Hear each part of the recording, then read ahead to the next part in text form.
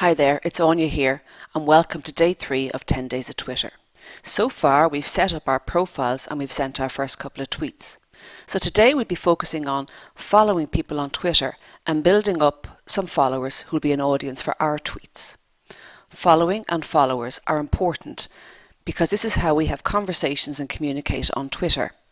Once you follow someone, their tweets will appear in your timeline.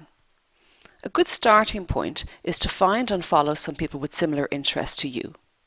You may know of some colleagues who are already on Twitter, or you can search Twitter to find people to follow.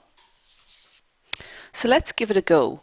You start by clicking or opening your home tab or your home page. This is mine. I already have it open. You can see my name, my Twitter handle, the number of tweets that I've sent so far, the number of people that I'm following, and the number of followers that I have. As it happens, I've an equal number of followings and followers. So I know my colleague Leonie Gately is also on Twitter, and so I may like to follow Leonie. So what I'm going to do is I go over to the search box over here on the right hand side, and I'm going to type in Leonie's name. And she comes up very quickly. I can see her photograph and her full name here. I click on that and it brings me to Leonie's full profile.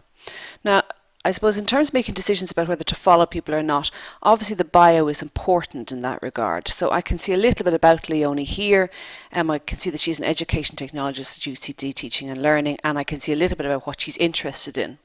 I can also have a look at her tweets and see what she's tweeting about and decide whether this would be something that I'd be interested in.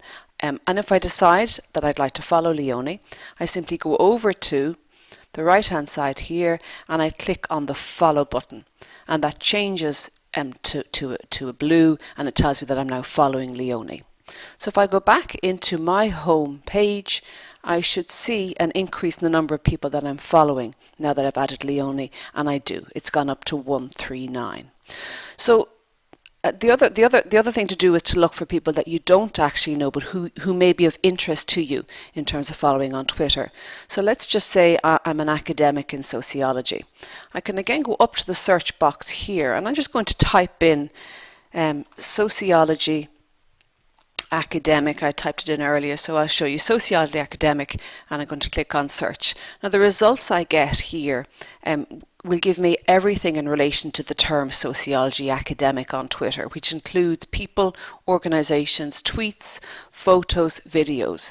To refine that search down to people and organisations, I just click on people here on the left hand menu, and you'll see now I'm getting quite a number of relevant results from my sociology academic, including quite a number of publishers. So we have Wiley, Sociology Lens, Wiley Sociology Publications. I have the American Sociological Association. I also have individuals. I have somebody called Les Back, who teaches sociology in Goldsmith, University of London, Oxford Academic. So you see from that you can search and you can find people. And again, in the same way as I did with Leonie, I can simply click here on Sociology Lens, for example. It'll give me a summary profile of this organisation, something in their bio and something and a short version of their tweets, and I can make a decision as to whether I will follow or not. So I'm going to go back out of that.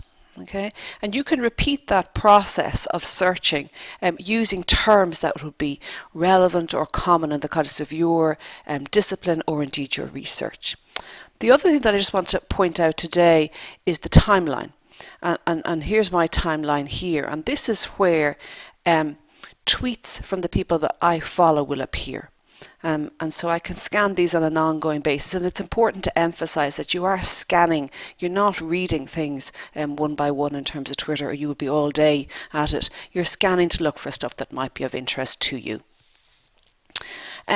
One other thing maybe to point out in relation to following and followers, let me just click into my following, all the people I'm following here, and list them all, and it'll put the ones that I followed most recently up top, and you'll see that Leonie here is here as the last person that I followed. If over time I decide that actually what Leonie is tweeting about is not of any great interest to me or is not relevant, I can unfollow her, and I do that simply by hovering over the following button, and I can click unfollow in order to unfollow Leonie, which I'll do here just to show you, and you'll see my Twitter, my following numbers has gone down again. Okay, people don't get notifications to say that you have unfollowed them on Twitter. They can find that out, but it's probably more trouble than it's worth for most people. So for today's task, I want you to find and follow at least 15 people on Twitter. And to help you with that, I've compiled a list of suggestions around organisations and people that might be of interest to you in terms of following them, which are below this video. In addition to that, I've collated a list of other people or course participants on this course based on those who sent in a tweet yesterday, including the hashtag 10 days of Twitter. So good luck.